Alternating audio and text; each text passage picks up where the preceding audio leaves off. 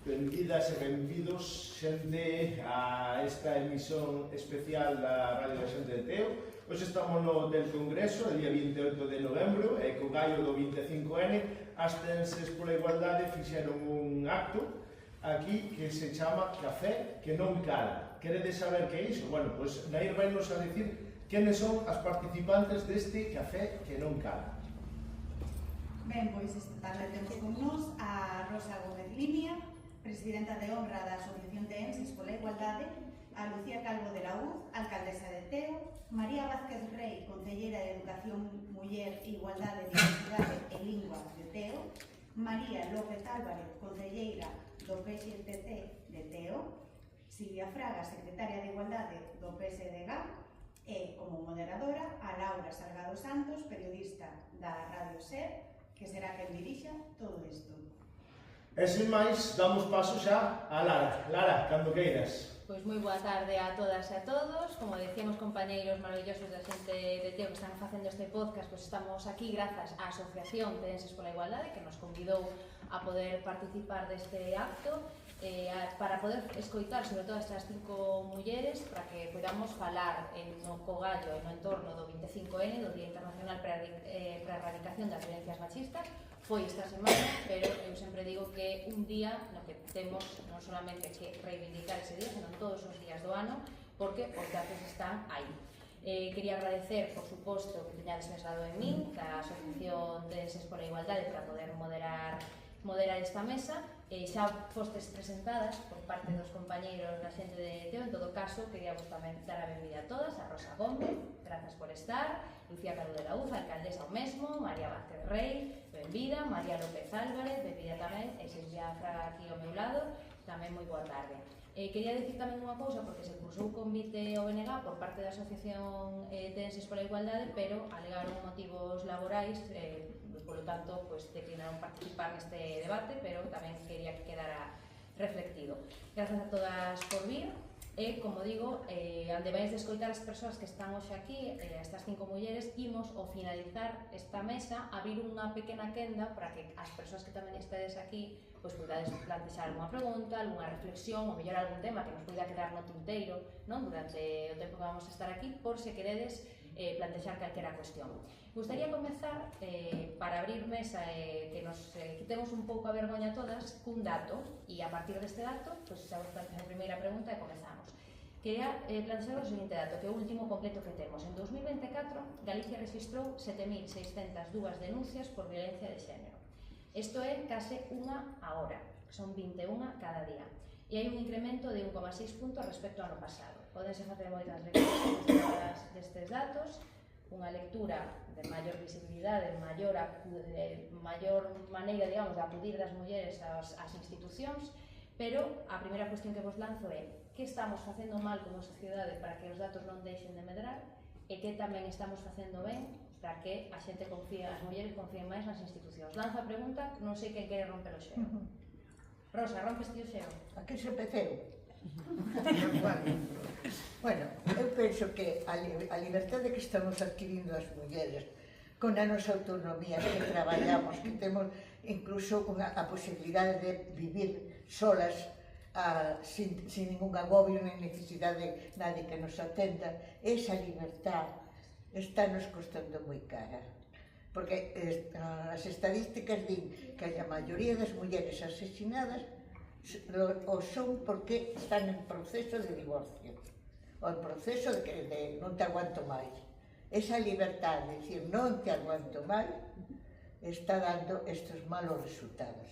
Por outra parte, a loita contra este machismo asesino non é solamente dos gobernos, ni do goberno municipal, ni do goberno central, é un traballo de todo o mundo. Por iso, gústame que se fan este tipo de actos donde nos ponemos en contacto todas as mulleres e homes feministas, que tamén os hai, como sabedes, Teenses pola Igualdade ten homes feministas no seu seo, entre todos, a ver se concienciamos. Ayer, por exemplo, vi un acto na televisión de nenos en Lugo, alrededor da muralla, falando de igualdade, eso emocionoume, porque eso é o que hai que saber. Desde neniños decirle, mira, nena, ni tu papá es mejor que yo, ni yo soy peor que tu papá. Somos iguales, cada uno según sus propias características, pero no por el hecho de ser mujer que se nos eche siempre para un lado. Bueno, hai unha muller, no, eso acabouse. Hai que reivindicar o que somos. Mulleres preparadas, porque a universidade está chea de mulleres, cada vez hai menos homes, mulleres moi preparadas que hai ahora mismo, e que sabemos defendernos, e que temos que defendernos entre todos. Bueno, paro porque senón sigo toda a noite. Bueno, eu, por exemplo, en primeiro lugar, dar as gracias a Tenses pola Igualdade por organizar este tipo de actos, non só este, hoxe estamos en este, pero é unha asociación moi activa e moi necesaria. Dicir, ademais, que son mención de honra do Concello de Teo e non é casualidade. Bueno, unha vez dito isto, como responsable e como rexidora dun concello, dicir que, lóxicamente, ninguén se pode poñer de perfil na sociedade, e menos as institucións, faltaría máis. Que é o que intentamos facer ben?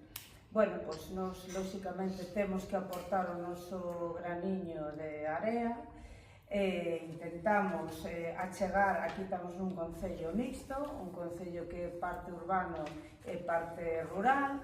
Dicir que no rural todavía aínda está máis complicada a cuestión, é unha tristura, pero os datos así o avalan, non é unha cuestión que diga eu arbitrariamente, es que os datos están así, e ten unha consecuencia tamén e ten un porqué sobre todo.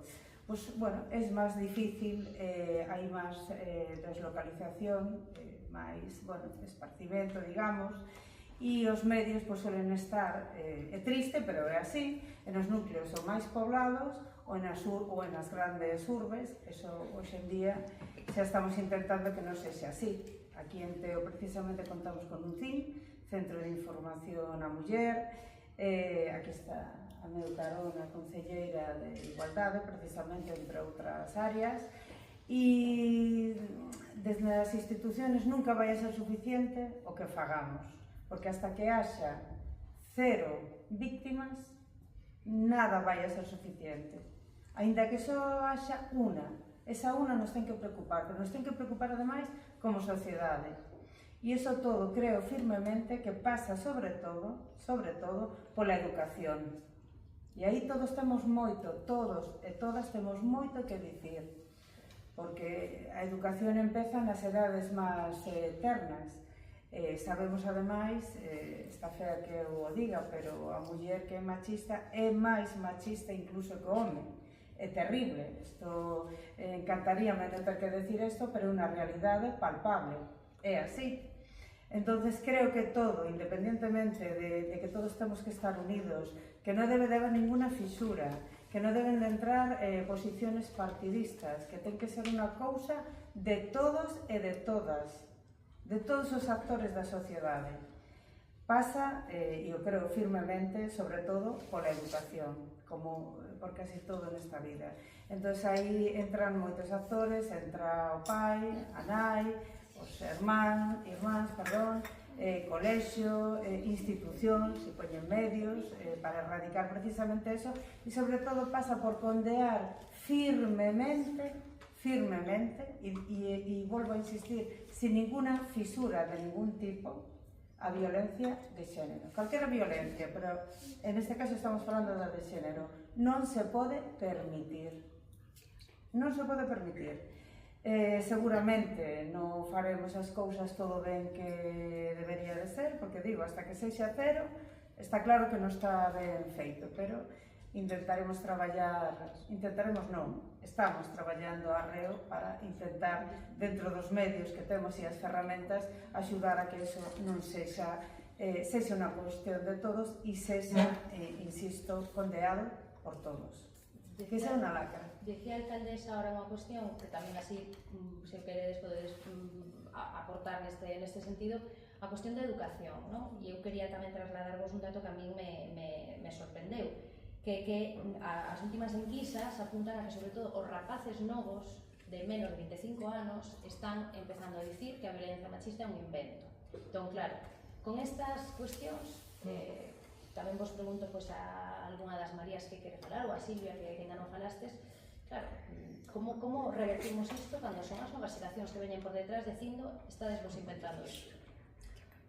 Aí, bueno, María logo podrá tamén, pola súa profesión, ver un pouco máis o das aulas. Eu, dende a miña posición tamén como concelleira de Igualdade, ou no meu caso a miña profesión, que son psicóloga, o que atopamos, é verdad que ese é un dato grave a día de hoxe, porque é verdad que creo que se puide avanzar en determinados temas, pero por outro lado é verdad que a mocidade si ven con ese estigma, sigue sendo moi tabú tamén o tema da muller, da violencia, os propios roles que parecía que avanzaran en determinados momentos ou en determinadas idades, volve como a retroceder.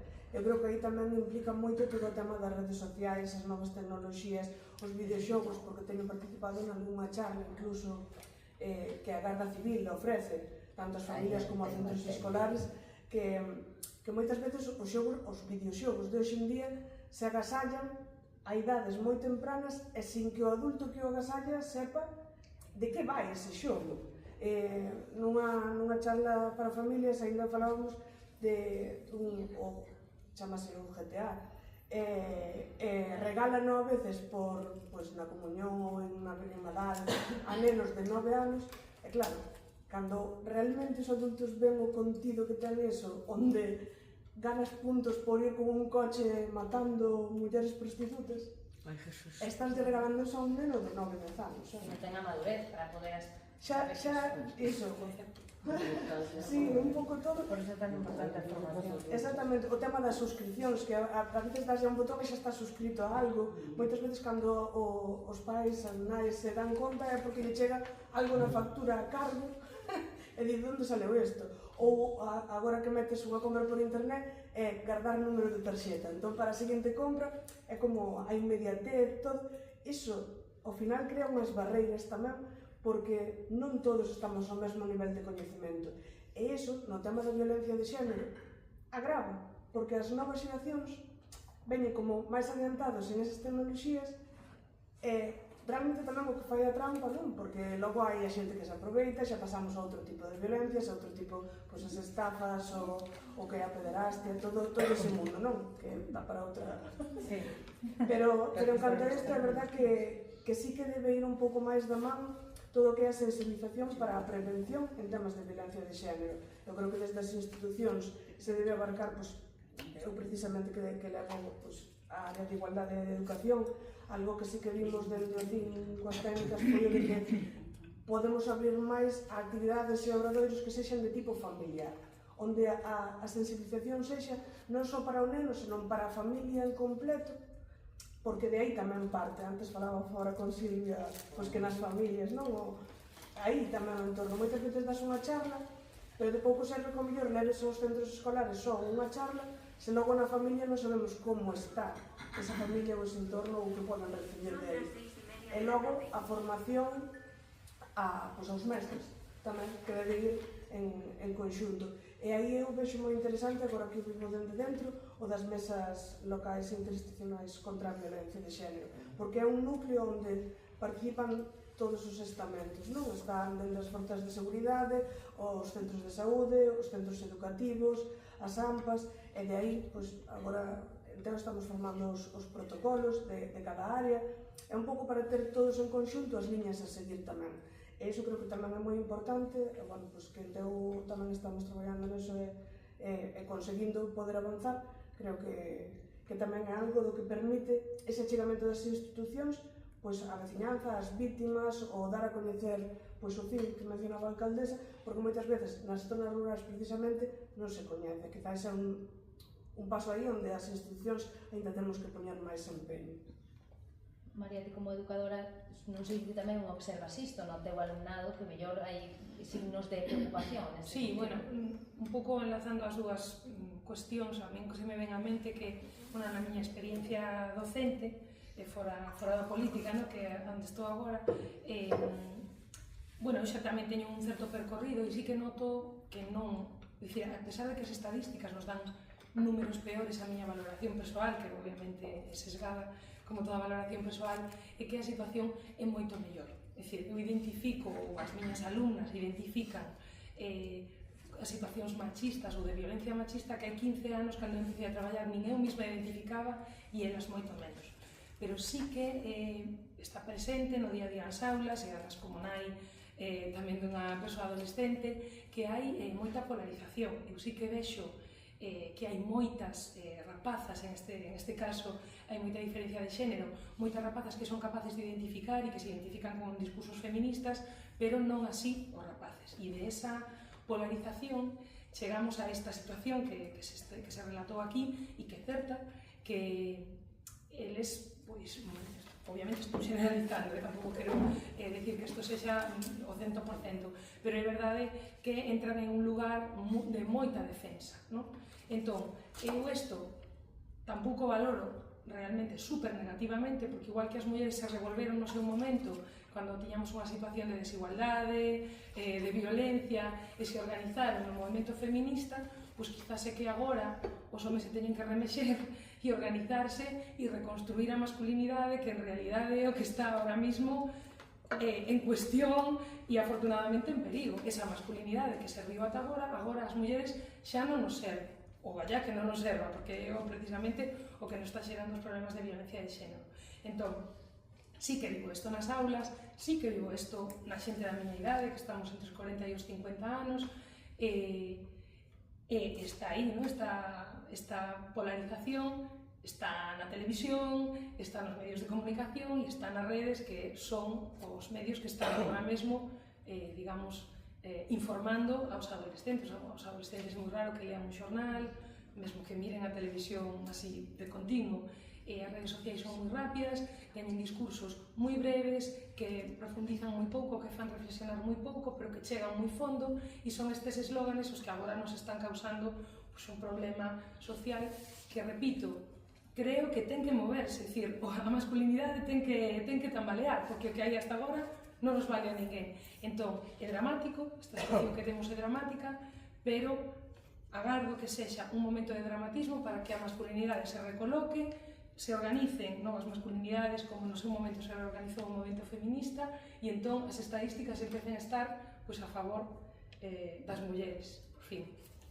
Coincides con isto, Silva, con o que decía tamén María, de que hai este remexemento porque o mellor os homes dan de conta de que ao final é unha perda tamén de privilexios, non? Para eles, e que teñen que intentar estar a coronoso, sumarse a nós para remar todos na mesma dirección. Empezo por aí, sí, estou de acordo ca maioría das cosas que dixeron as mulleres que me precederon, pero permíteme que tamén agradezca a invitación a Teenses, unha entidade que coñezo hai moitos anos, que respeto profundamente. Sei que é moi duro traballar así entregando gratis no, gratis, entregando tempo e sacrificio, horas a unha, neste caso, a unha causa, non? Entón, pois eu que tamén participo nas entidades asociativas, pareceme que é un recoñecemento que ten que ir por diante de todo o demais. Tamén encántame estar con todos que están aquí, pero teño que decir que especialmente con Rosa, porque admiro desde sempre. Pois sigue me admirando por muchos años. Non vou deixar de admirarte de repente. Cada día me admirarei un pouco máis. Dito isto, perdoa, pero non quería deixar de decirlo. Sí, a ver, falaba fai un pouco aí na entrada, a ninguén se nos escapa, que por certo, encántame que hoxe aquí, falando desas novas masculinidades, haxa homes, o seu sería que fóramos... E de varias idades. E de varias idades. Que fora, pues, que houbera un pouco de todo, ¿no? Porque a violencia machista é un problema social, non é un problema das mulleres. Pero, desgraciadamente, neste tipo de encontros sempre predomina a presencia das mulleres, como se fora un problema das mulleres, e non é así. A violencia machista, a violencia machista, xa o dei o nome, a violencia de xénero, como prefirades, ten o seu orixe, basicamente, no machismo. Recollendo tamén o que dicía Rosa, que as mulleres sexamos máis libres, que as mulleres non aguantemos, é o que fai que iso para un tipo determinado de home, non para os homes, para un tipo determinado de home, supoña un problema, porque ese machismo tamén implica control, que moitas veces se exerce ou intentan exercer psicolóxicamente, outras veces económicamente, outras veces con esa violencia vicaria a través dos fillos, de moitas maneiras. Entón, cando finalmente elas se deciden, a pesar de todo, a querer escapar, acostuma a ser cando lle quitan a vida, pero que non é só o que che quitan a vida, que son moitas cousas. As mulleres que sufren violencia de xénero sufrena de moitas maneiras. E a única maneira de acabar ca violencia de xénero é que nos impliquemos todos e todas, como ben dicía a alcaldesa, como sociedade, as institucións, pero como individuos, cada un de nós tamén. Porque moitas veces non prosperan as denuncias por violencia de xénero, porque esas mulleres só teñen a súa palabra. E moitas veces o entorno, os veciños, a familia, teñen coñecemento de situacións que poderían respaldar o testimonio desas vítimas. E non xa cando se chega a denuncia, senón respaldala e apoiala para que esa muller non poida sair dese círculo de violencia.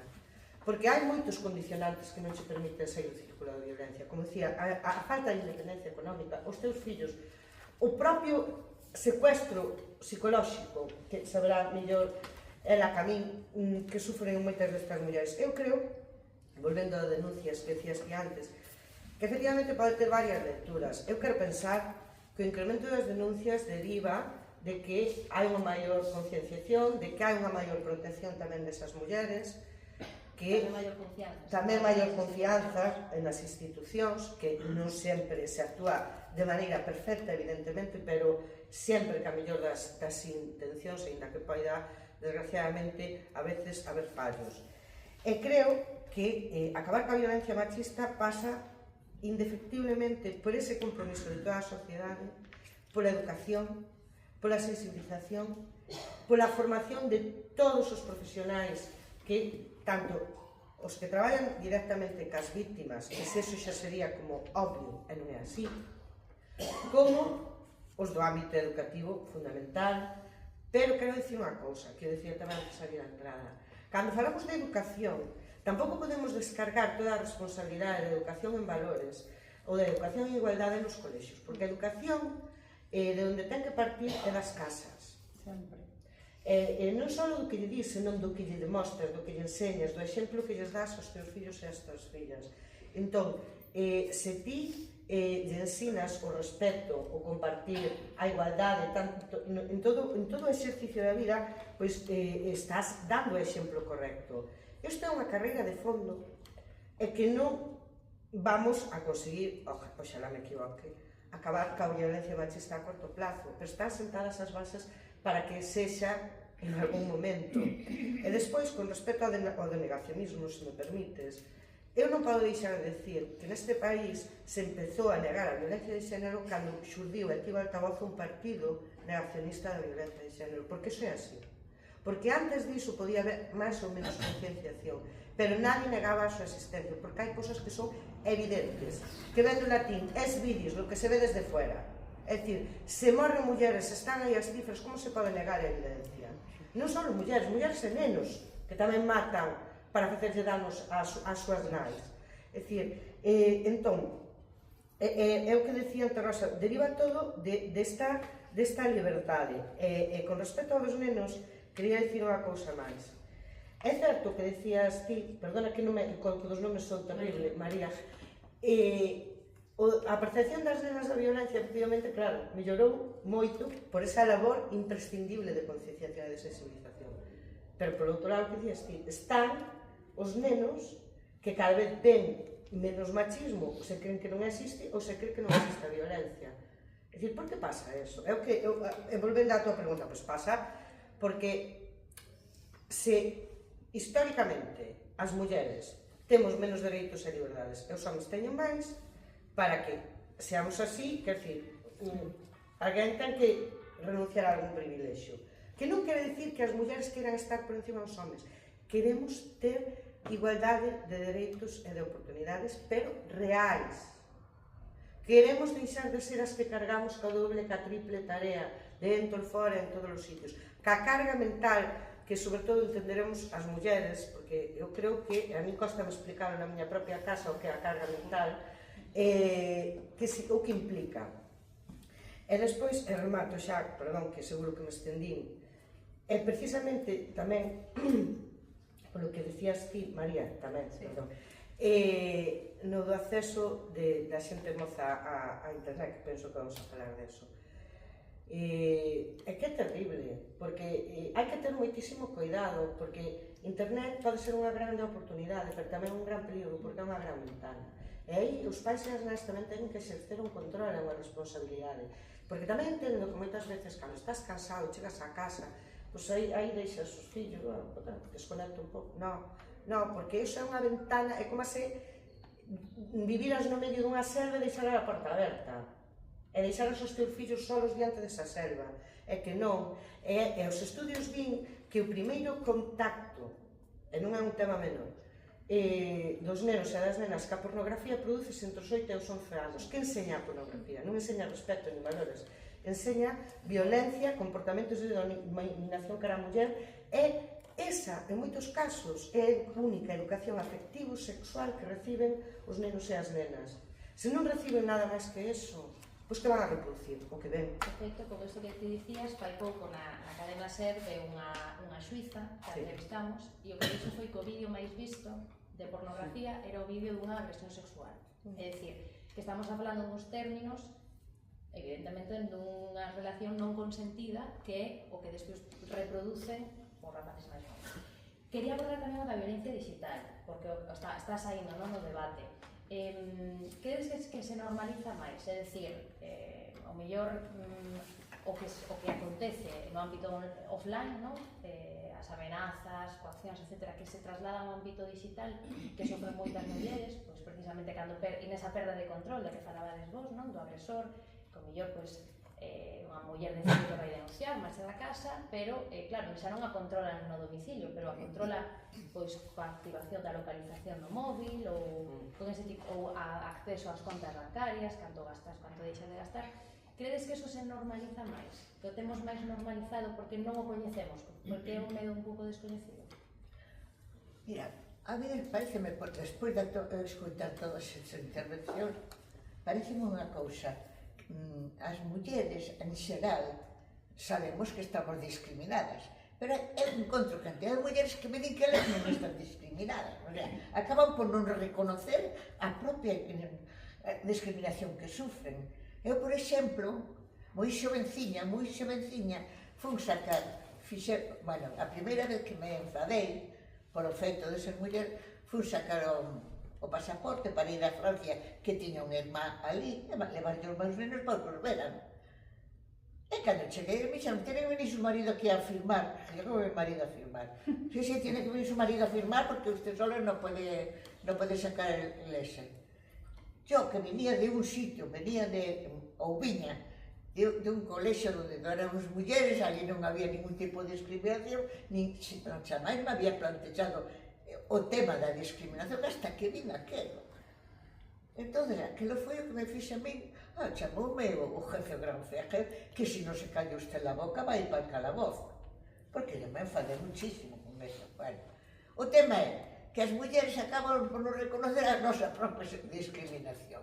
E a temos en todos os sitios, ou simplemente hai que ser observadora.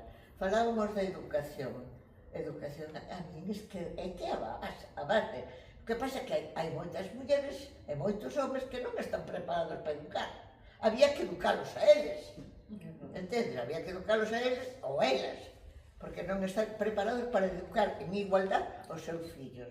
Por eso ejercen ese tipo de discriminación invasiva, que é dicir, bueno, é que yo non estoy discriminada. Diga, tonta, entérate que estás discriminada, como está todo Dios, como estoy yo a estas alturas, por ser mayor. También las personas mayores sufrimos discriminación por el hecho de ser mayores. Tú cállate la boca, que tú de esto no sabes nada. Eso es muy normal escucharlo. ¿Entiendes? Entonces, por este tema, eu penso que sí que hai que educar. Os medios de comunicación actuales, é un peligro, eu non lle daría a un neno un teléfono móvil hasta que tivera 20 anos, porque están autoeducándose na cousa que non é real. É como cando nos líamos de pequenos contos de hadas e creíamos nas hadas, porque eran os contos que líamos, e que entonces creíamos que la hada tenía una chismita e nos iba a hacer todos os milagros del mundo.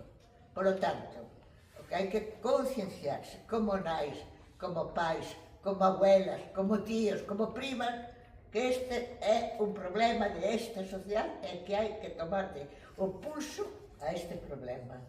E non lle... É que non é cosa mía, si é cosa tuya. Si é cosa tuya. Entonces, bueno, había un tempo en que dicir que eras feminista, a mí cantidades me dixeron, non digas que eres feminista, como se ser feminista fora ser unha maldad. Pero gracias aos feministas estamos onde estamos, Gracias a nós estamos rompendo moitas barreras. A mí é que loitei para o empoderamento das mulleres. Eu creo que ten que haber mulleres empoderadas, pero hai mulleres que as empoderamos e encima van contra nós. Entón, bueno, non pode ser. Para mí non mira. Pero que eres a máis empoderada de aquí. Pero para mí non mire. Tú sálvate tú sola que yo me encargar.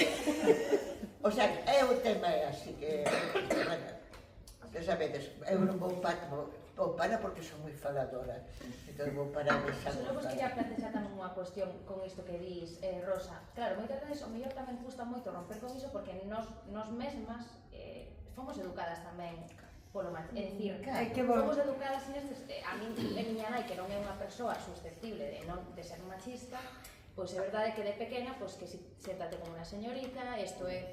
Claro, eu agora, cando vexo que eso se reproduce en rapazas novas da miña familia, que son comentarios que non se fan dende a maldade, que se fan simplemente dende eu salto. Porque, claro, estas cousas ao final fan mella. Entón, no momento no que nos educan así, custa un pouco romper tamén, non? Con esa maneira de cambiar o chip nos mesmas tamén, nos e os homens que nos rodean. Es que ese é parte do problema. Volvemos ao mismo, ao que dicimos dende o principio, a formación.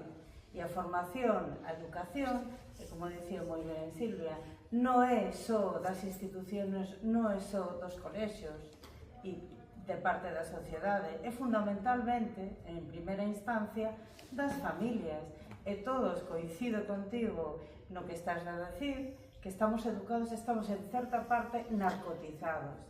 Porque damos por boas determinadas frases, como a que acabas de decir ti, pero, bueno, ti eres unha señorita, como vas facer iso? E xente que te quere, que non che quere discriminar, pero está tan no noso, non vou a decir ADN, pero sí, na sociedade arraigado, incluso cousas que nin siquiera te paras a pensar, porque como as escoitaste toda a vida, as das como, bueno, por boas. Non che paras a pensar como, esa é unha frase feita. Levantarte nunha cena de Nadal, levantarte as mulleres da casa, recoller a cena de Nadal, porque os homes, vamos tomar o gin tonic. Pois eu tamén me quero tomar un gin tonic despois de comer, que comei moito. É dicir, mira, eu cando estaba na casa me decían, es que ti eres unha revolucionaria, porque claro, nos decían, vamos a recoller a mesa, que veña o meu irmán e saías comigo a recoller. Claro, e entón o meu pai dicía, pero, bueno, hombre, pero ti como eres, vaite ti tranquila, non, que veña el comigo.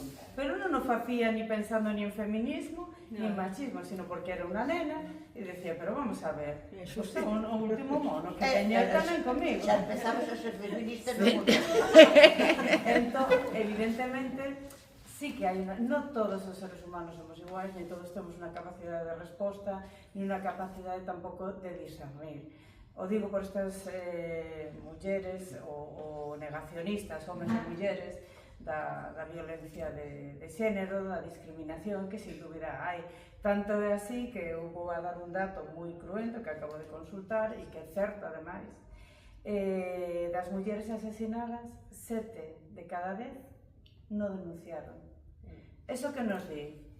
Primeiro, seguramente, bueno, hai moitos factores, non é todo tampouco simplificarlo, porque tamén se mezcla o medo a denunciar, a vergonza, e aí é onde nos indica que está fallando o sistema.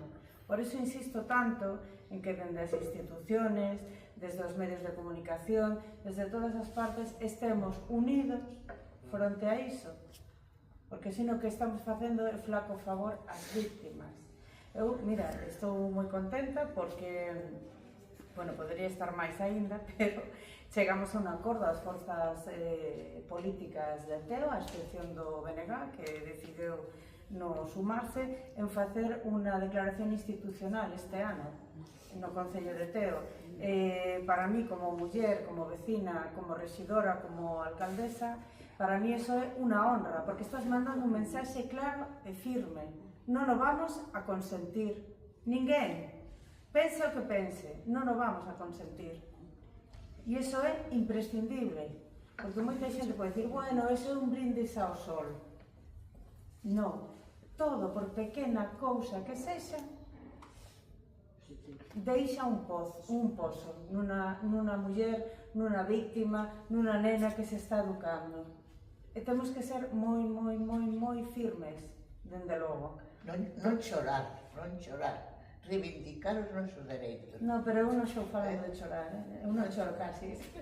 Non chorar, No, Es que no Parlamento non se acadou ese consenso este ano. Foi unha mensaxe moi negativa por parte de todos, non ser capaces. Non é certo, Bueno, refírome. No sentido de que a declaración institucional no Parlamento con motivo do día 25N non hai desde hai moitísimos anos, pero non é por unha falta, é porque cada partido leva unha proposta diferente e tal. Ben, é certo que na FEGAN si se acadou. Na FEN, bueno, que esa é máis grave. Nos este ano en Teo, está aquí unha compañera de outro partido, levamos unha proposta, despois chegamos a un acordo en comisións, quixeron sumarse, insisto, menos o BNG, que me doe tamén decir isto, porque o que pense que, bueno, a ela le encanta decir que o BNG, non. Igual que poño en valor os que se sumaron, tanto PSOE como PSCC, pois teño que dicir que é unha mágoa, que bueno, porque é unha cousa que considero que está máis aló do posicionamento político, dos posicionamentos personais, o sea, eso ten que ser algo xa normalizado, e normalizado de unha vez, e normalizado por todos. E a mí me gustaría, de verdad, observo a homes, entre eles algunos amigos meus e un concelleiro meu, teño que excusar a meu home que está coa miña filla en Cancela, está aquí, facemos tamén exercicio de, bueno, pois eso que decíamos, que non vai ser sempre a nai, efectivamente, temos unha filla e a filla é dos dous, non só miña. Entón, bueno, o que decía, que a mí o que me gustaría é dicir aquí, no Concello de Teo, todas as forzas políticas chegamos a un acordo, e además, es máis, teño que poner en valor que intentamos que non fora partidista, e creo que ademais o logramos, porque isto non é unha cuestión ni do PP, ni de PSCT, ni de BNG, ni de PSOE. Isto é unha cuestión social. E xa se me permitides tamén unha cuestión moral de toda a sociedade. É unha inmoralidade que morran mulleres por violencia de xénero. E tamén teño que decir que, sinceramente, non daba crédito no século no que estamos, o que vin o outro día por parte dun sindicato, todo o mundo sabe que estou falando da CIGA, ese acoso de mulleres contra mulleres. Eso xa é o último. Horrible. Eso hai que condearlo, todos firmemente. E tamén o digo, se houbera feito o PP, tamén aquí estaría condeándolo. Porque son famosos, además, por, bueno, decir a verdade. Quizás xa un verso solto, pero é que é a verdade. Eso non se pode consentir. Todo o mundo ten dereito a expresarse, a reivindicar e a falar e decir o que considere. Estamos en unha democracia. Pero, bueno, eu esas imágenes que vin me doeron especialmente como muller, como filla, como nai, como rexidora. Eso non se pode consentir. Creo que María quería apuntar algo. Sí, quería retomar un pouco, perdón, o tema onde estábamos antes das redes sociais, que é algo que penso moi a miúdo, reflexiono moito sobre eso, porque é certo que se o miro a nivel persoal, sí que creo que para min como muller as redes sociais me achegaron a movimentos feministas, creo que hai eslóganes feministas que nos chegaron a través das redes de outros países do mundo e que nos, bueno, ao final estás na túa casa e ves outros movimentos e ao final te botas á rúa e contactas, e en ese sentido creo que as redes foron positivas. Pero se teño que facer un balance, Creo que hai 3 aspectos que son moi negativos das redes sociais e que nos expoñen moito ou deixan as mulleres nunha situación moi vulnerable. Primeiro é a pornografía. É evidente que é unha pornografía tremendamente machista, non sei se pode haber unha pornografía, non sei, light, non sei como chamar, non sei se ese termo é posible, pero dende logo, a pornografía que se consume hoxe en día é unha pornografía tremendamente machista e que promociona a violencia contra a muller. Hai outro tema que falamos a miúdo tamén, que é o tema do control, non? Porque claro, toda a violencia machista tamén vai por este control e esta falta de seguridade, non? De que as mulleres estamos inseguras en todos lados. Estamos inseguras na casa por a violencia doméstica, estamos inseguras nos bares porque nos poden drogar, estamos inseguras na rúa porque nos pode pasar de todo. Entonces, esta, para min, falsa sensación de inseguridade, certo que é un principio de realidade e que está pasando, pero creo que se magnifica moito tamén porque é unha estrategia de control, fai que usemos, vou a generalizar outra vez, usemos estes dispositivos de presencia, de mandar a túa localización. A min os meus alumnos danme mil voltas. Eu fui con eles a semana pasada de excursión e eu pensaba compartir a localización por WhatsApp, pero existen apps para isto onde ti dis comparto con esta e esta persona, e habitualmente adoita ser a tua nai, ou o teu pai, os teus proxenitores e a tua parella nese momento, non? A min eso, por exemplo, faime dubidar. E logo hai outra cuestión na que... Eu eso vexo positivo, discúlpame que te interrumpa, o vexo un pouco como nun mecanismo ben utilizado, insisto, ben utilizado, que esa é a cuestión, e sei por onde queres ir, por o control de home e muller, pero eu non vou por aí. Eu vexo tamén como unha ferramenta ou axuda de protección. Estou pensando na miña filla, por exemplo. Eu sou a súa nai, non a quero controlar máis aló de que quero o seu ben e a súa protección. E se sae de noite, como ten dereito a facelo, que ten 24 anos, e me manda unha localización, eu me quedo tranquila, pero non vou a fiscalizar a miña filla, non sei se me explico. Entendo por onde queres ir, por eso insisto moito en ben empregados. O que me fai reflexionar a min é que eses dispositivos sempre teñen instalados as chicas. Os chicos non comparten a súa localización cando saen de marcha, nin teñen hora para volver, ainda a día de hoxe, nunha mesma familia, que además isto falamos esta semana, nunha mesma familia, criada polas mesmas persoas, o chico non ten hora para volver a casa, a chica sí, ou se non, ten que estar mandando localizacións de onde está. Porque está todavía, o que dicía, claro, por ese control, ese medo... Non por o control solo, sino moi insertado en nós cuestións de, o que acabas de definir moi ben, é unha cuestión, nós tiñamos hora para volver, a miña irmán máis eu e o meu irmán non. E claro, nos rebelábamos contra iso, éramos nenas, non pensábamos outras cousas. Pero quero dicir, ese é o problema, que está moi instalado socialmente, e romper iso que lleva séculos, sinceramente... A ver, eu entendo hasta que punto, o que dixeches, o que distí, de que ao final somos nós as que vivimos con medo. Non creo que sexa bo que vivamos con medo, pero o certo é que as violadas somos nós, as abusadas somos nós.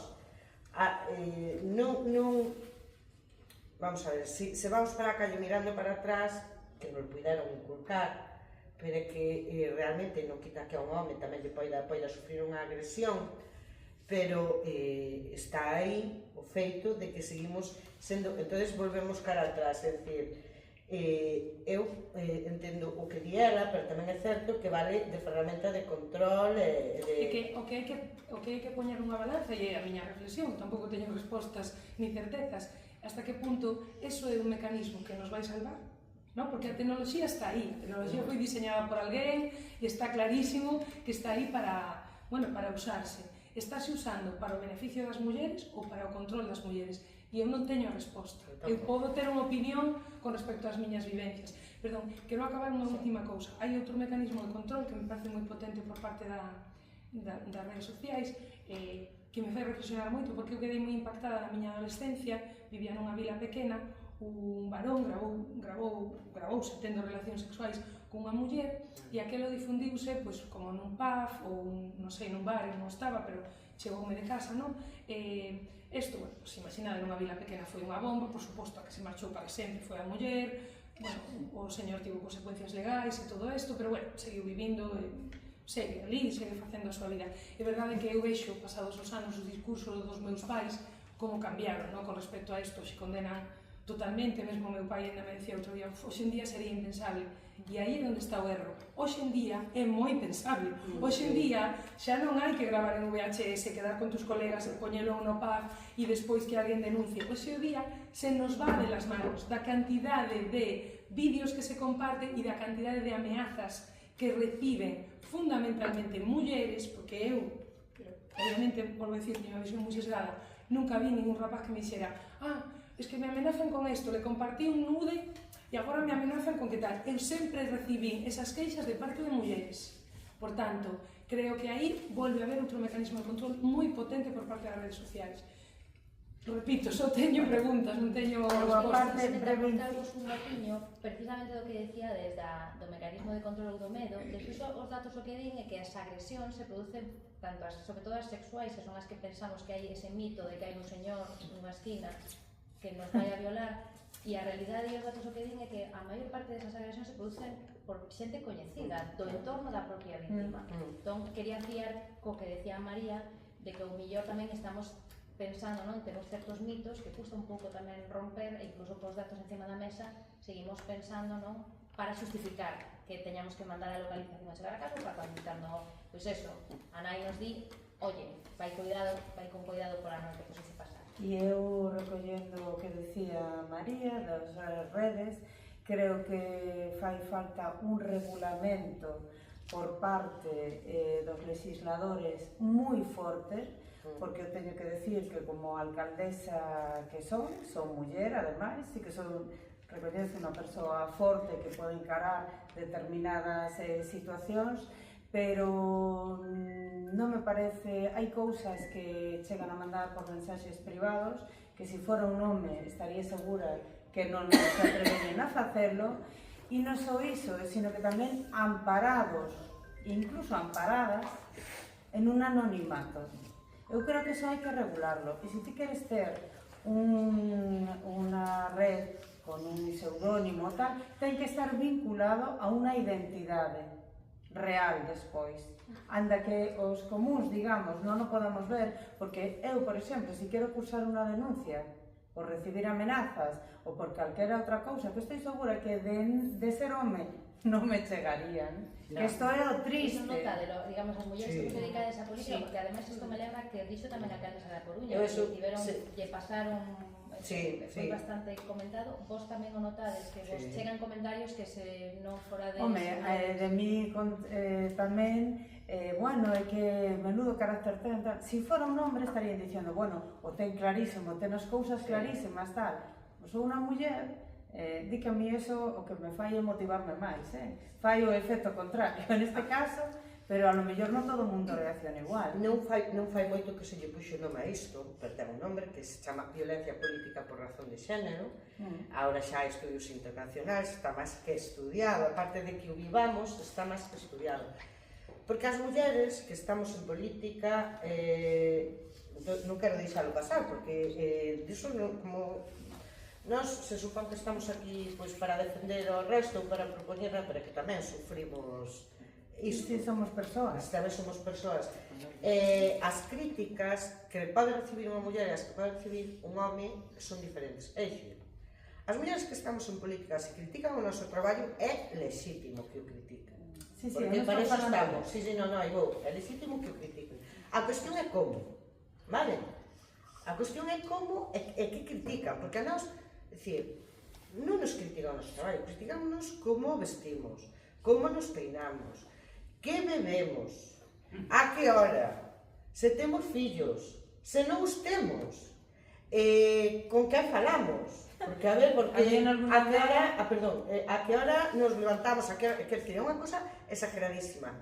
E cando, polo que sexa, adversarios políticos ou non, ou xente que está nas redes sociais simplemente, que como di ela, o tema do anonimato é terrible en moitos casos, os ataques que sofrimos as mulleres son furibundos e sempre acaban E machistas. chupapollas, porque sempre acaban con temas sexuais, con temas super denigrantes, con temas que nada teñen que ver co traballo que ti desempeñas, porque fixeches isto mal, faz mal, Pero bueno, non me unha gusta. cosa es que critiquen a xestión, Claro, que eso é todo dicir, criticable, claro. evidentemente. A unos os gustará, a outros non, eso non estamos falando disso. O que estamos falando é que se te está mirando e midindo por outro rasero polo simple feito de ser muller. E se permiten o luxo de decir determinadas cousas porque creen que como eres unha muller poden facerlo. Por eso dicía que isto todo está moi instaurado na sociedade, en el fondo, e aínda que hemos evolucionado e hemos empezado, digamos, a reaccionar, a salir desa narcotización na que estamos un pouco todos e todas inmersos, bueno, un pouco como fruto da educación, porque ao final todos somos frutos da educación, eso é así, e a sociedade, pues bueno, indudablemente é así. Eu teño ido a aldeas, bueno, cando hai as festas patronais e demais, me gusta estar cos veciños, viñeches co home. Pero que querías falar co meu home? Querías decirle algo? É que é increíble. Exactamente. Estamos aquí ademais nun Ese é un pequeno exemplo, non digo que as persoas que o pregunten sea por mal, sino porque, bueno, é unha cousa que está aí. Non quería que se me escapara tampouco outra cuestión. Decías antes, alcaldesa, 7 de cada 10 mulleres que foron asasinadas non denunciaron. Hai outro dato que me parece tamén moi relevante e que descubrí na última enquisa que fixo Fademur sobre a situación da muller rural.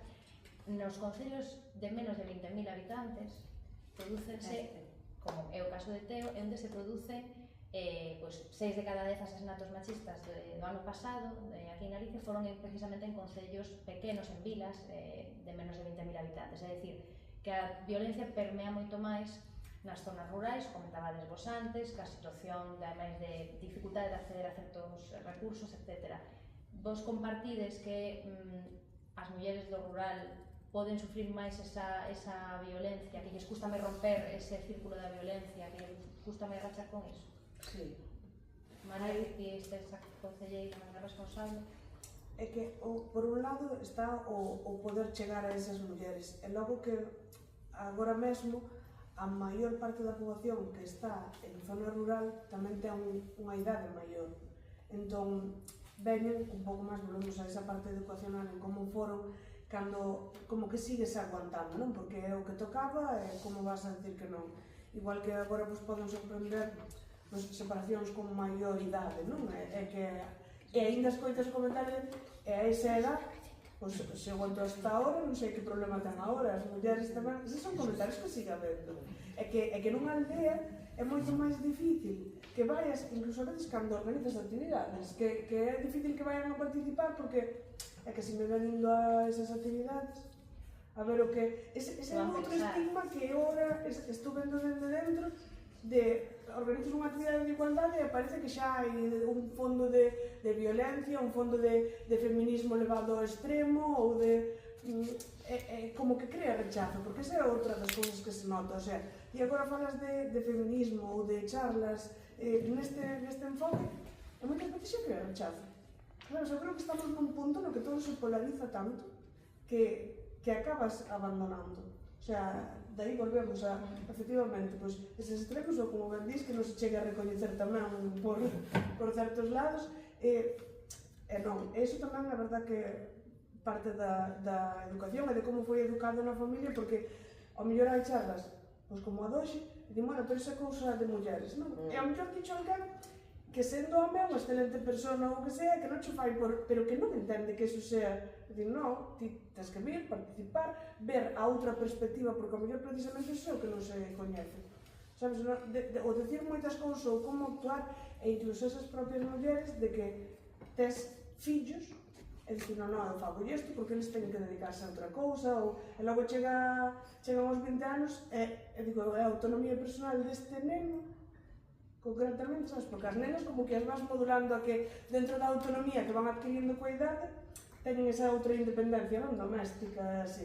E moitas veces os nenos ainda non, sobre todo nesa parte rural, porque a propia nai ven con unha educación detrás. E que eso é o que a impide, non porque a nai o faga conscientemente de non, a muller é así, o home é así, senón que ela cree que o está facendo ben. É unha herdanza, porque a educación... Habería que solapar tamén, digamos, eu creo, esa estadística con os niveles, digamos, de acceso das mulleres a unha independencia económica, porque é verdade que a violencia machista é estrutural, pero non se nos pode escapar que unha muller que vive nun sitio illado, sen coche, sen medios, con unha idade que foron educadas, penso na miña avoa, que ainda me vive, non? Foron educadas con uns valores... Probablemente da explotación agraria, pero está no nome do seu home. Pois nese caso non, porque ela tiña o nome da explotación agraria o seu nome, pero estou segura que conforme tirou para diante con todo, tiraría para diante se fora o caso de que houbera esa violencia machista. Non me cabe ninguna dúbida, además, non a houbo, pero coñecendo a miña avoa, é xente que tiran para diante. Entón, é injusto, digamos, valorar o conxunto da sociedade polo que pasa aí, porque é verdade que un perfil, o que queda agora mismo no rural, por desgraza, non? Porque realmente as oportunidades de traballo están noutros lugares máis poboados, entón o que queda é un perfil de mulleres, maioritariamente estou generalizando, que teñen algunhas sin carnet, dependen hasta para ir ao médico, dependen de outra persoa que as leve. Entón, non te vas a plantexar ti sair daí cando non das nin chegado ao médico. Dicir, hai que poñerse tamén nesa situación, neses lugares, nese inverno que é moi duro, nesa independencia, o sea, dependencia económica. Para mirar aí, eu sí que creo que hai que cambiar de gafas, porque ese é un contexto moi particular, porque eu, además, estou moi en contacto, porque veño daí, do rural asturiano, pero é o mesmo, é unha casuística que, cando se leen as estadísticas, eu cambiaría de gafas para ler. A min resultame extremadamente paradigmático, digo, porque eu tamén nacín, criei-me, vivo nun concello rural, tamén de 50 habitantes, de Cerceda, no Ciro onde son. Eu que me criei aí, vou dicir, as do rural, vais a entender o que decir, resulta paradigmático que tendo en conta que as redes informais de apoio no rural son moito máis fortes, é dicir, o de axudarse entre veciños, o de coñecerse, o poñerse cara, queras pisar petas á porta, non hai que nin que chamar, a veces entras e xa está, quero dicir, que vivimos hai un sentimento de, ou había máis do que hai, pero ainda hai, de comunidade moito máis forte.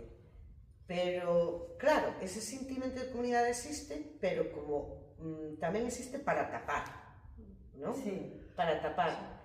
E tamén está máis enraizado o da vergonza. E despois coincido con María, un dos graves problemas do rural é a dispersión, a dificultade de mobilidade, e iso tamén lle afecta, ou tamén incide, dunha forma definitiva, na cuestión da violencia de xénero, porque eu penso miña nai, ten algo de anos, afortunadamente, non sufre violencia, pero é se sufrira. Miña nai non ten carné de conducir, vive a 3 kilómetros de min e do centro do pobo. Pero depende de min, de meu pai ou de quen sexa. E se quixera criounos e dedicouse a unha explotación familiar de subsistencia na casa, miña nai non traballou fora da casa. Ao final, é dicir, que moitas cuestións que ela non era consciente, por certo, está neutra, quero dicir, de que eran machistas, porque claro, a meu pai podemos imaginar que lle levou dando a vida mártir anos, non? Que é, máis ben, educalo. Os hombres non lloran. Non, eu levo anos intentando que meu pai vira as cousas, revelándome, como decía a alcaldesa, revelándome contra moitas situacións, eso que nós somos dúas nenas, dúas irmáns. É dicir, pero, vamos, ti xa tiñas que haber nacido neno, como? O sea que, claro, pero quero dicir, e miña nai, que iso encantoume, cada vez que yo escoito dicir, éncheme de orgullo, eso machista, eso así non. Dicir, eso era inconcebible, porque ela, en moitas cuestións, non vía machismo, vía normalidade. Pero agora xa o ve. Pero bueno, que sí, que é algo que nos debe preocupar, porque as carencias que se producen no rural en xeral tamén inciden na violencia machista. Bueno, eu quero dicir unha cousa con respecto ao que tanto dixo María como Silvia, que estou totalmente de acordo e suscribo cada palabra, pero non cometamos o erro de pensar, eu comecei dicindo que efectivamente o rural, al estar máis disperso, digamos que é como máis difícil, e como moi ben describía Silvia, é máis difícil chegar. Pero iso non quere dicir que no urbano, desgraciadamente, porque isto non debería de existir en ningún lado, pero non cometamos o erro de pensar que iso está no rural, de eso pensar que está en determinadas capas sociais. Non é así. Eu coñezo, desgraciadamente, e creo que todos aquí, me imagino, xente con posición, con independencia económica, con posición, con formación, con un montón de cousas, pero que, bueno, como consecuencia desa educación recibida ou outros factores tamén, porque isto non é todo tan simple como parece, sino outros factores, pues, bueno, psicolóxicos e demais, pues están, pues eso, maltratadas, sometidas e sumisas, ou, bueno, moitos calificativos que desgraciadamente habería. Creo que está, desgraciadamente, aparte de que non se fai distingos ni siquiera de idade, porque hai en todas as idades a violencia, hai distintos tipos de violencia, ademais, violencia vicaria, bueno, moitísimas cousas que evidentemente non podemos deixar. Desgraciadamente é un cancro que está na sociedade, que temos, insisto, perdón que xa tan pesada, pero que todos temos que cerrar filas e sobre todo eso, non esquecernos de que efectivamente nas zonas rurais e determinadas situacións poden non cronificar, pero sí agravar un pouquiño máis esas desgraciadas situacións, pero que tamén se dan no urbano, en todos os sectores, en todas as capas sociais, en todas as idades. Bueno, non sei se queredes, porque estamos chegándonos ás 7:15, 7:30, antes de abrir o debate, porque mellor aquí vexo xente que seguramente quere participar, non me dixeres mal agora, pero non sei se vos parece que podamos facer unha pequena reflexión final, cada unha de vos, un pouco co que máis, se houve algún tema, que mellor quedara sin abordar, pois se queres facer unha reflexión final, e se queres facer algunha pregunta, tamén reflexión, evidentemente agora abrimos esa quenda. Pois eu vou comezar. Quizás polo tema que me toca, que é o do maltrato psicolóxico, porque agora que dixo a alcaldesa o de que moitas veces hai, incluso con un determinado estatus, acaba sendo como sometida. E moitas veces é porque hai ese outro trasfondo do maltrato psicolóxico que é tan difícil de demostrar en moitos casos, porque moitas veces non chegas a unha violencia física, pero chega un momento no que a propia muller non é ou parello, porque desgraciadamente agora, ainda que sexa do mesmo sexo, pode existir este tipo de violencia máis que nunca. Sí que segue sendo moi difícil de demostrar como acabas sometendo parte a mellor aí da autoestima que poida ter esa muller ou de como socialmente poidas logo interpretar. Acabas tendo un filtro no que todo pasa por aí e acabas vendo como, pois debe ter razón. Entón, acabas, ainda que teñas as ferramentas, chega un momento no que parece que perdes eso e non eres capaz. E acabas atada. De aí podes pasar incluso a deixar a tua rede de amigos, a deixar o traballo. Cando non, bueno, neste caso falaba porque había xa podendo ter algún estatus económicos, pero eu teño coñecido moitos casos nos que unha das cousas é, claro, casaste, estás en parella, tes a conta do banco é común. Entón, só dependes dese. Entón, a ver que sacas, en que gastas, no, douche eu para a compra. A veces hasta cuestiones, se gastaches moito na compra, se é a muller que tan quere facer, douche os cartos e ainda, a ver se os... Entón, moitas veces parte dese desligamento. E moito vai nese acoso psicolóxico e nese maltrato psicolóxico que logo a hora de unha separación e de un xuizo é tan difícil de demostrar. E, bueno, logo partindo, o sea, vou concluir un pouco, conseguir o tema da educación en todos os ámbitos e sobre todo o feito de poder traballar de cara ás familias nesa sensibilización. Ben porque poidan vir de outra educación da súa propia familia que siga sin ver que pode ser un maltrato ou unha discriminación e que poidan ir cambiando ese tipo de mentalidade a hora de educar os seus propios fillos e fillas. E logo a verdade é que teño que dicir que eu tive moita sorte coa familia que tiven, porque neste caso miña nai era referente e en meu pai e miña nai si cheguei a ver esa igualdade. O sea, meu pai houve anos que estivo na casa e encargábase da comida e a miña nai foi unha muller que traballou sempre fora e independente xa antes de casarse. Entón, teño sorte de poder vivir esa igualdade dentro do que é o meu, e penso que as 3 fillas temos ese... E logo máis ámbitos, que a min, miña madriña sí que está aí, acaba de cumplir 89 anos, unha muller solteira de aldea, que a pesar de que non lle deixaron estudar o que quería dedicarse á costura e non lle deixaron, acabou aprendendo ela sola porque foi a traballar a casas fora, e entón paraba nas mercerías e explicabanlle a día de hoxe borda, que é unha maravilla, e que ainda tive unha anécdota fai pouco, morreu a miña avó, entón ela estaba na casa familiar, estaba ela sola, e claro, sabían que era solteira, pois houve un home que chamou e dixo, vai, que agora que estamos os dous solos, así, e aí quedoume gravada esa frase de miña madriña, que dixo, non necesitei home ata agora, non o vou precisar agora, e pouco literal. Bueno, pobre tamén. Vale cortado. Recoñezo aquí que efectivamente me sinto afortunada do seo da familia na que eu medrei, porque son capaz, igual que identifico precisamente que o que eu tive, recoñezo que outra xente cercana a min non tivo, e que eu dicía, jolín, cuidado, sabes? Entón igual si podes logo apreciar esas diferencias que ainda poden existir, asisten. Bueno, eu como reflexión final, que é o que estabas un pouco dicindo, decir que isto é unha cuestión de todos e de todas, de todos, absolutamente de todos, ninguén se pode poñer de perfil, ninguén. Decir que pasa evidentemente pola educación, pola prevención, pola formación e pola detección, por aquel dato que daba de 7 de cada 10 que non denunciaron.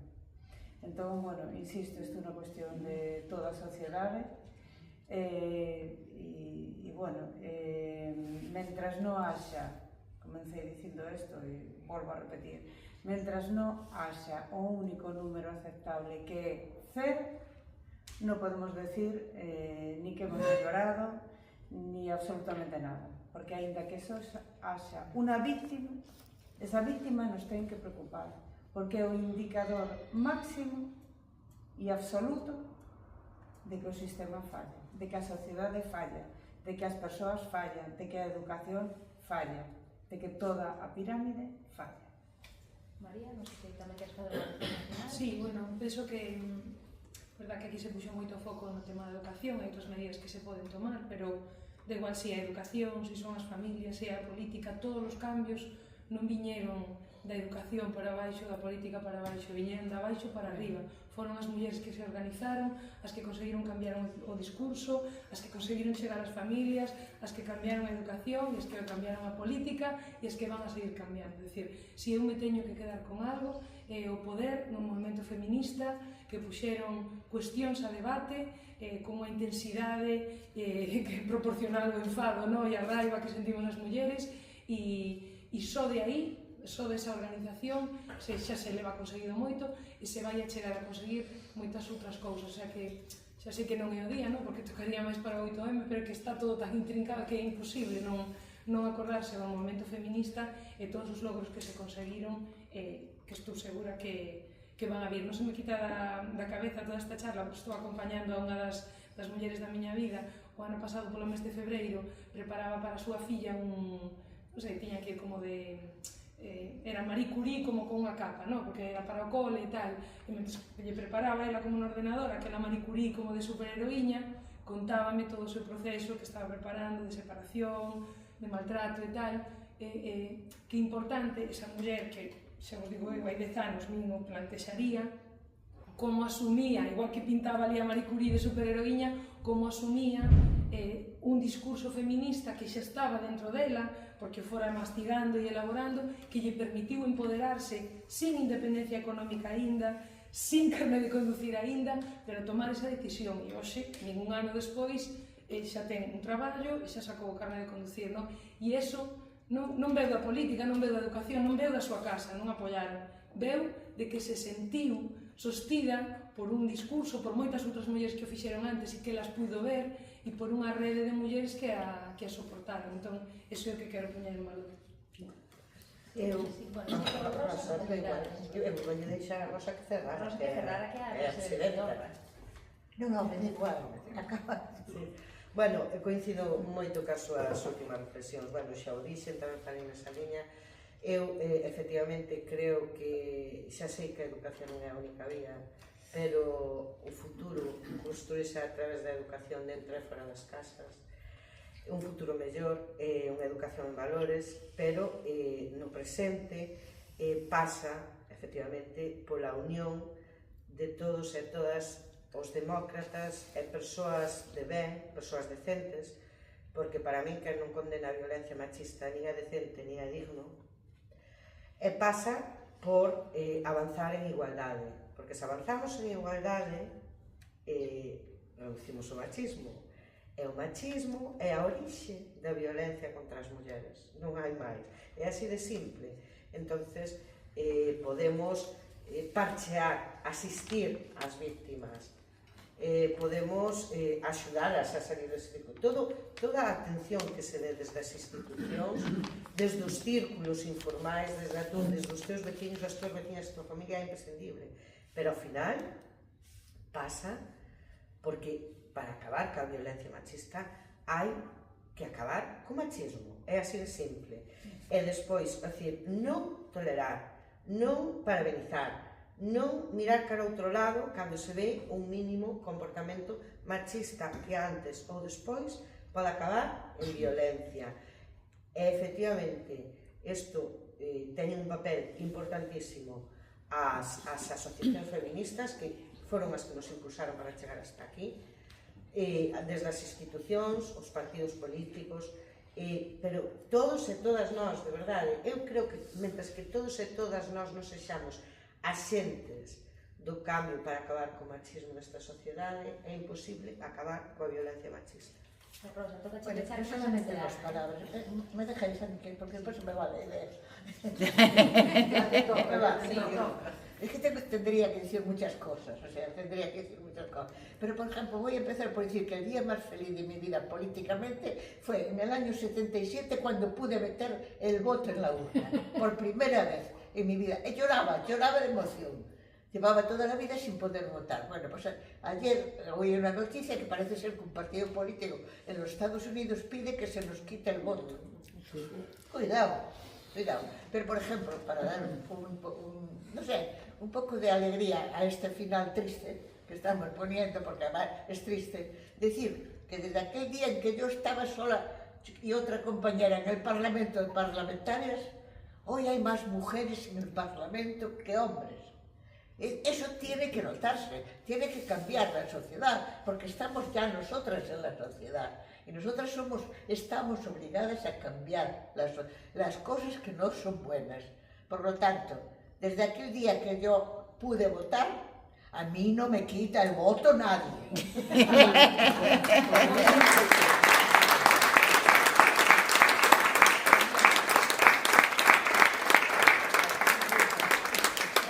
¿Quieres plantear alguna pregunta, reflexión, comentar algo? Estamos en confianza, en familia. ¿Ninguén? Sí, Sí. se ocurren tantas cosas.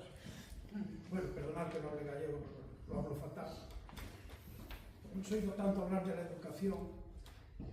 No hace falta, yo creo. Sí, así se oye mejor. Hemos oído hablar tanto de la educación y yo pregunto si en los colegios... No funciona, ¿eh? Se oye bien.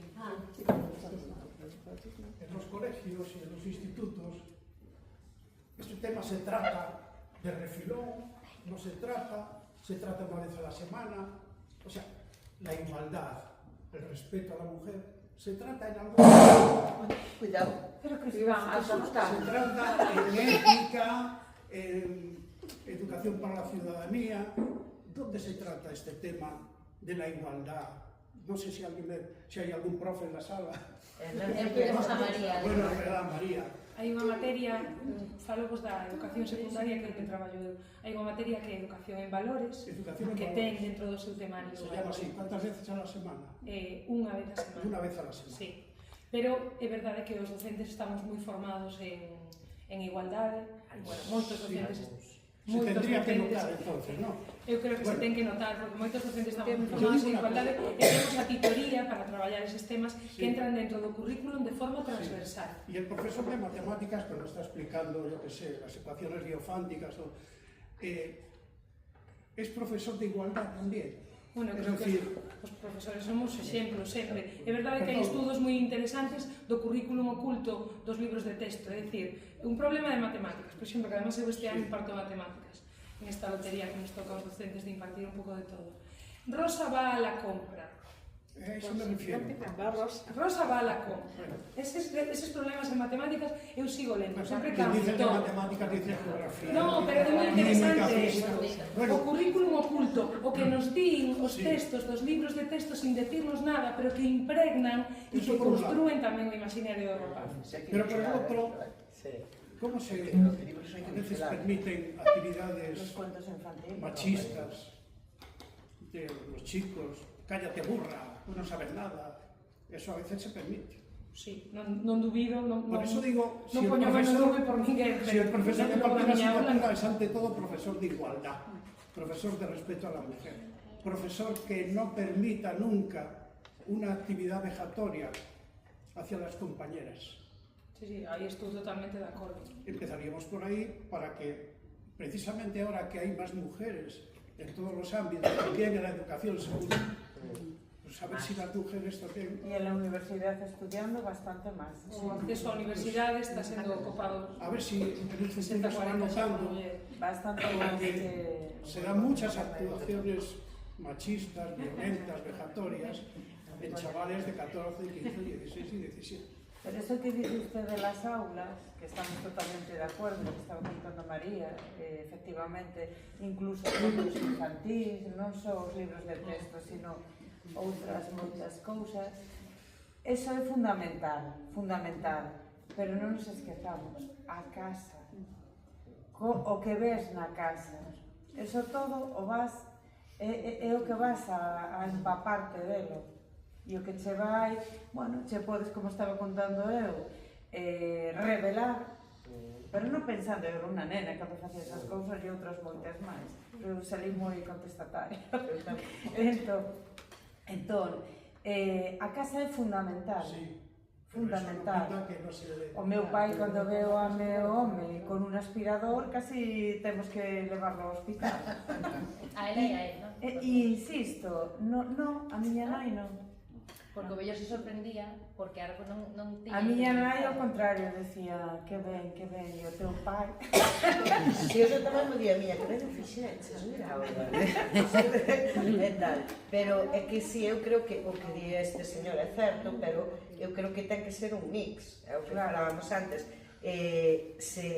O colexio é fundamental, a labor dos docentes, a mí o traballo de docente é unha das profesións que me parecen máis importantes, porque axudan a construir seres humanos, eso influye definitivamente na sociedade que vamos a ser, e despois está a casa, porque moitas veces, se a ti na escola te enchen de valores, e tes un profesor de matemáticas que sexa profesor de igualdad ou profesora, etc. E son todos inmaculadamente magníficos no tema de ensinar valores, que seguramente non todos os sexan, evidentemente.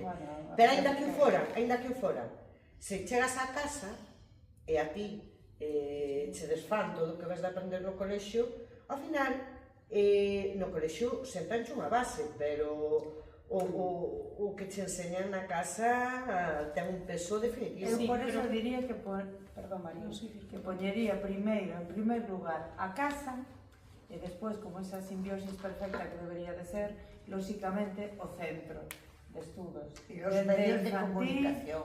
Todo, pero ahora estamos falando así, en lo máis directo, o impacto máis directo que ten. Mucho que decir. E evidentemente, ti o exemplo, te poden contar moitas cousas na clase que ti podes decir, pois eu en casa non, eu vexo, e os nenos tamén se quedan co que lles interesa, eso é así tamén.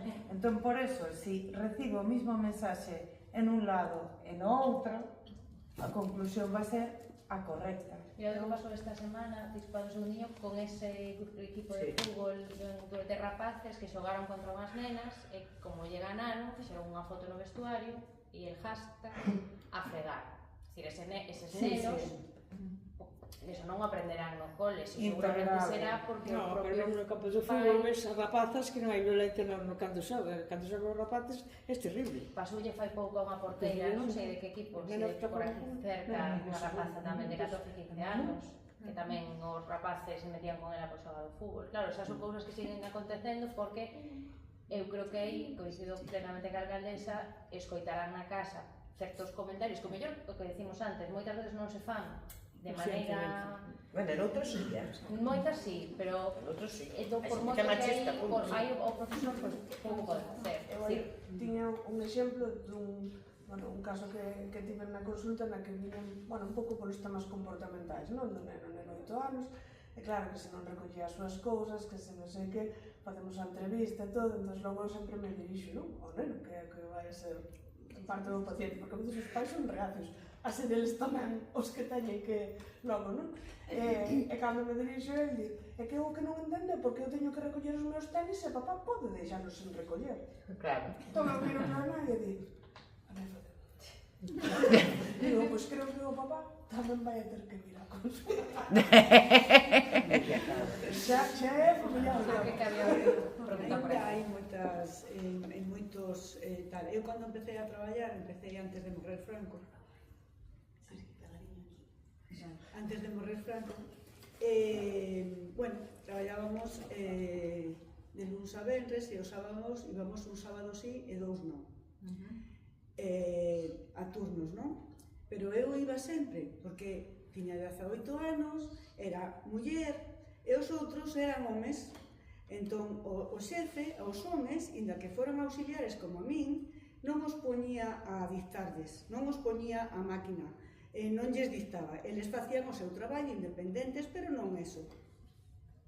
Eu, daquela, non era consciente, claro, eu pensaba que ben fago todo, que me chaman para traballar todos os días, non? Eu iba encantada. Era o meu primeiro traballo, feliz da vida, non? Pero é que hoxe hai cantidad de sitios donde hai que poñer o café ou imos celebrar un cumpleanos ou había que poñer unha flor que morreu a que estaba no pasillo, que sempre están esperando que o faga a muller. Os homes non poñen flores, non traen o café, non se lles ocurre poñer o árbol, non, sempre están esperando que sexa a muller. Carga dentada, que falaba Silvia fai pouco tamén. Claro, o sea, quero decir que ainda falta moitísimo concienciación. Perdóname, incluso en fogares, bueno, de xente da nosa xeración, eu teño 48 anos, que son máis evolucionados, non? E incluso que, en certa medida, hai un bastante bo reparto das tarefas, hasta neses, o da carga mental, que decía antes, que eu digolle incluso a amigas, vale, pero ao final, quen é a que está pendiente de que hai que ir á compra, de que hai que ir ao dentista, de que hai que levar os rapaces a non sei onde, o sea, a carga mental, que parece unha das miñas, eu supoño que na levamos, que a carga mental é estar pendiente de todo, é agotador, non é só o físico, é que é agotador estar sempre pendente de toda a nosa cabeza, que non me acordo en que película é que me chiste, pero a nosa cabeza non para. Desgraciadamente non é unha película. E logo hai cousas que por machismo, por quitarle un pouco tamén, por exemplo, eu recordo, traballamos tanto o meu home como a min, cando a nena era pequena, pois un día tuvo que, por horarios, a levaba eu a primeira hora. E entonces, non sei que pasaba, que eu tiña que estar antes no traballo e el coincidia e eu digo, bueno, levas ti a nena. Claro, cando cheguei ás 3 da tarde, aquelleron só por a nena chorando, pero que che pasou? Es que papá mandou o meu colexio sin a falta. Claro, a nena lle puso os leotardos e el debeu de pensar que xa era así. o conxunto, porque os veo moito peitos. E a nena estuvo toda a mañana co abrigo, o de ir a, bueno, espero que isto non escoito o meu home, mandar yo ao médico, non sei se o vai escoitar, mandar yo ao médico coa nena e decirlle, bueno, hai que preguntar, bueno, un pouco por ese recepcionismo que temos como nais de pregúntalle isto, dille outro, tal cual. Lle preguntaste isto? No, pero o médico xa me dixo que ti... Pero vamos a ver. Entón ti acabas dicindo, por esa carga mental, mira, es que prefiro ir eu ao médico, porque non me entero que ten a nena. Claro, a carga mental é moi difícil de explicar e creo que eso se pode falar nos grupos de mulleres. Esta compañeira que digo que estamos acompañando nese proceso de separación ten a custodia compartida e hai outras mamás que fantaseamos con poder descargarnos unha semana, sí, unha semana nos, sin ser nos padecer ningún tipo de violencia. É tal a carga mental que cando te poñen eso aí, en plan, no, agora, pues estou unha semana cos nenos e unha semana non, ten outras dificultades, por suposto, non digo que a situación sexa idílica, pero fíxate que ti fantaseas de decir, ostra, como sería ter unha semana onde hai alguén que ti depositas eso e che fai todo. Es que é espectacular hasta ese punto. Pero non creo que faga todo con perdón. No, pero ti, como hai unha situación de separación real, ti non podes incidir aí. Claro que sabes que quizás non vayan igual de coidadas, pero ti aí esa semana estás, ou na fantasía nosa, das que non estamos, digamos, separadas, está iso aí, non? Decir, ostra, poder quitar isto aquí unha semana de cada dúas. Esta é a carga mental, que isto obviamente só podes decir con outras persoas que estén aquí con esta carga, porque eu agora xa directamente o respondo por WhatsApp, non? Como xa discutín moitas veces con varóns sobre o que é a carga mental, agora nos temos perfectamente repartidas as tarefas, somos moi progres todos, pero, perdón, que talla calza o meu fillo do medio? Entón eu respondo, carga mental. No, pero eso, saber a talla de zapatos do meu fillo é a carga mental. Temos unha boda esta fin de semana e van ela, María María e as nenas. Pero ti crees que el sabe se as nenas teñen roupa para ir á boda? No, eso é a carga mental. Ou se ten roupa para ir á boda. Ou el mesmo incluso. Bueno, hai un caso, meu home inglés de Liverpool, foron 10 días antes que a min, ele é profesor tamén, entón marcharon antes a Inglaterra, eu me xuntei despois a eles, e cando cheguei a nena, non se había peinado en 10 días.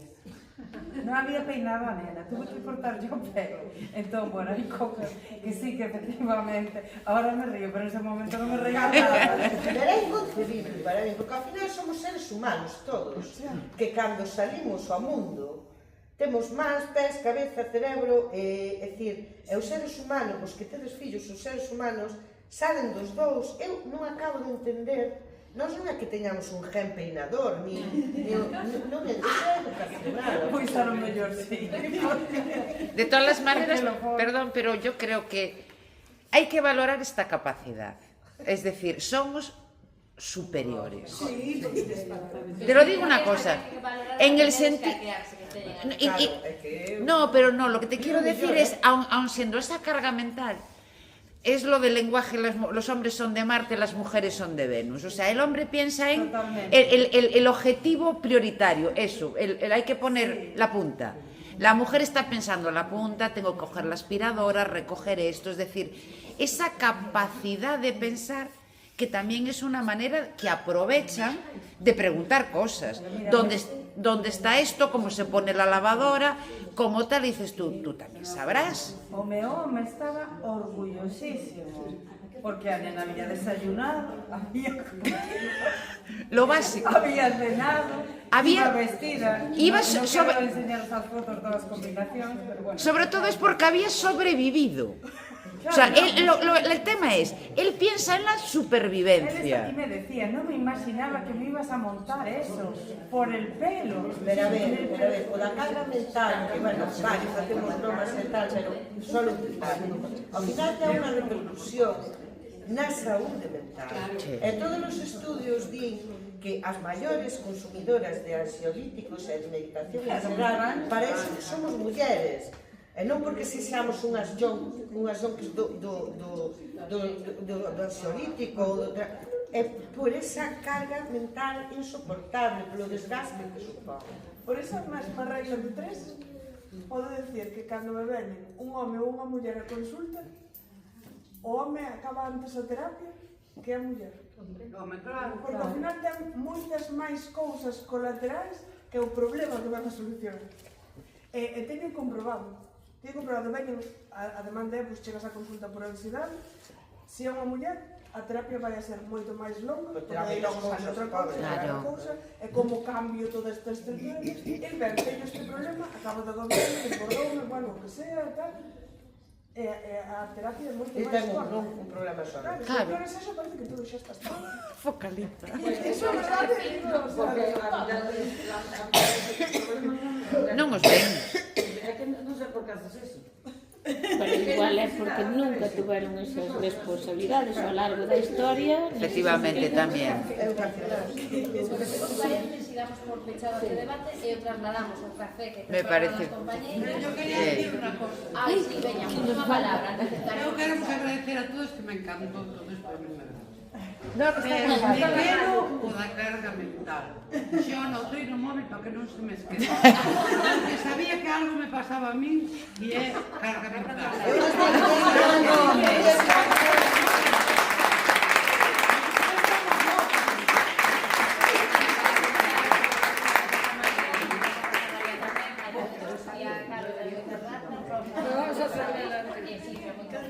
Y gracias a la Asociación Tenses por la Igualdad por organizar esta maravillosa Gracias.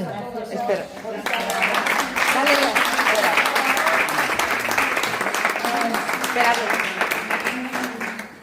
Dale, ayúdale, Mosteiro, ayuda a darle los regalitos.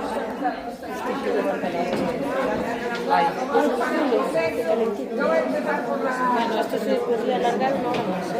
Está muy interesante, está muy bonito, ¿a que sí? No, pero lo que me parece es un buen... A mí me faltó la pregunta de si realmente para